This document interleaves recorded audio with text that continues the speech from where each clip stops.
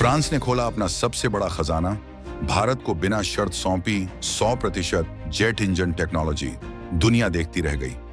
आसमान का असली ब्रह्मास्त्र अब भारत के हाथ। 140 किलो न्यूटन की ताकत से कांपेगा चीन का J-20 फाइटर जेट। अमेरिका के 70% टेक्नोलॉजी ट्रांसफर के धोखे का भारत ने दिया मुंहतोड़ जवाब। फ्रांस के साथ खेला ऐतिहासिक दांव। DRDO की सीक्रेट क्रिस्टल ब्लेड टेक्नोलॉजी का जागा राक्षस साफरान के साथ मिलकर रचेगा इतिहास। टाटा अडानी की तिकड़ी मैदान में उतरी। भारत अब फाइटर जेट नहीं, फाइटर जेट का दिल बनाकर दुनिया पर करेगा राज। पूरी दुनिया की निगाहें जब अमेरिका और भारत के बीच चल रही ट्रेड वॉर और रूस यूक्रेन के तनाव पर टिकी थी, तब दिल्ली और पेरिस की टॉप सीक्रेट फाइलों में एक ऐसी डील फाइनल हो रही थी जिसने भारत को रक्षा तकनीक के उस शिखर पर पहुंचा दिया है जिसका सपना दशकों से देखा जा रहा था। हम बात कर रहे हैं फाइटर जेट के इंजन की, एक ऐसी तकनीक जिसे दुनिया के मुट्ठी भर देश अपनी तिजोरी में बंद रखते हैं और किसी को इसकी भनक तक नहीं लगने देते। चीन पानी की तरह पैसा बहाने के बावजूद आज तक एक भरोसेमंद फाइटर इंजन नहीं बना पाया और रूस पर निर्भर है। लेकिन अब भारत ने एक ही झटके में वो बाजी पलट दी है जिसकी गूंज बीजिंग से लेकर वॉशिंगटन तक सुनाई दे रही है। फ्रांस ने अपनी सबसे कीमती तकनीक जेट इंजन बनाने का 100% ज्ञान बिना किसी शर्त के भारत को सौंपने का फैसला किया है। यह सिर्फ एक समझौता नहीं, बल्कि भारत के आसमान का नया सूर्योदय है, जो एमका जैसे 5वीं पीढ़ी के लड़ाकू विमान को वो सुपर शक्ति देगा जिसके सामने दुश्मन टिक नहीं पाएगा।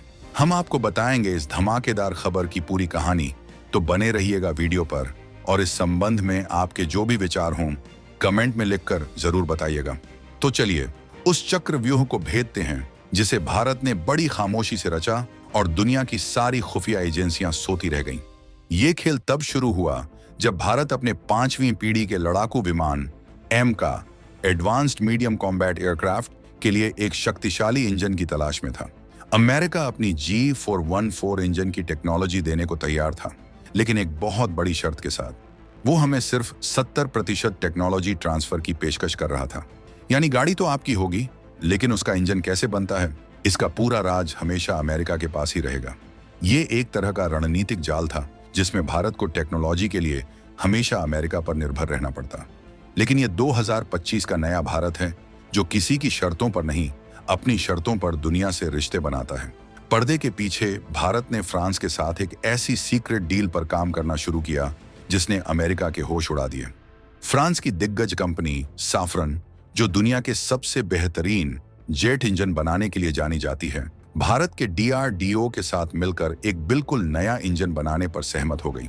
और सबसे बड़ी बात, इस डील में टेक्नोलॉजी ट्रांसफर 70 या 80% नहीं, बल्कि पूरे 100% होगा। इसका मतलब समझिए, फ्रांस हमें सिर्फ इंजन नहीं दे रहा, बल्कि वो हमें इंजन बनाने का मंत्र दे रहा है। इस इंजन का हर एक पुर्जा, हर एक डिजाइन, हर एक रहस्य अब भारत का होगा। इसका इंटेलेक्चुअल प्रॉपर्टी राइट यानी असली मालिकाना हक भारत के पास रहेगा। ये कूटनीति की दुनिया का एक ऐसा मास्टर स्ट्रोक है जिसने भारत को रक्षा तकनीक के पिंजरे से निकालकर सीधा आसमान का शहंशाह बना दिया है।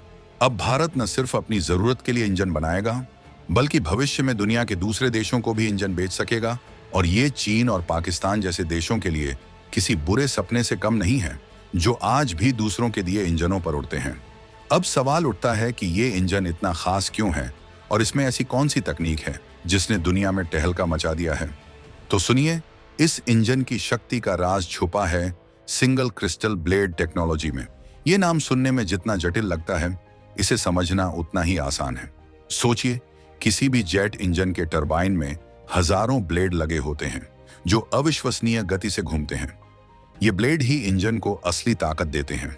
साधारण इंजनों में ये ब्लेड कई छोटे छोटे क्रिस्टल या दानों को जोड़कर बनाए जाते हैं जो बहुत ज्यादा तापमान और दबाव नहीं झेल पाते और टूट जाते हैं। लेकिन सिंगल क्रिस्टल ब्लेड तकनीक में पूरा का पूरा ब्लेड एक ही क्रिस्टल से तैयार किया जाता है। ये इसे इतना मजबूत और शक्तिशाली बना देता है कि वो भयंकर गर्मी और दबाव को भी आसानी से झेल जाता है। ये तकनीक इंजन को हल्का, ज्यादा कुशल और लंबे समय तक चलने वाला बनाती है। और सबसे बड़ी बात, DRDO के पास ये सीक्रेट टेक्नोलॉजी पहले से ही मौजूद थी। जी हाँ, भारत ने सालों की मेहनत से इस तकनीक को विकसित कर लिया था, लेकिन इसे एक high power fighter jet engine में बदलने के लिए जिस विशेषज्ञता की जरूरत थी, वो अब फ्रांस की सफरान कंपनी पूरी करेगी। ये साझेदारी सोने पर सुहागा है। भारत की स्वदेशी क्रिस्टल ब्लेड तकनीक और फ्रांस का दशकों का अनुभव मिलकर एक ऐसा राक्षस इंजन तैयार करेंगे जो 120 किलो न्यूटन केएन से शुरू होकर 140 केएन तक की थ्रस्ट यानी धक्का पैदा करेगा।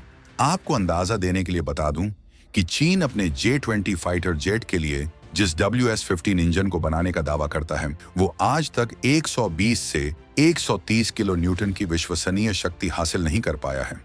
वो बार बार फेल हो जाता है, जबकि भारत का इंजन पहले दिन से ही उससे ज्यादा शक्तिशाली होगा और समय के साथ और भी खतरनाक होता जाएगा।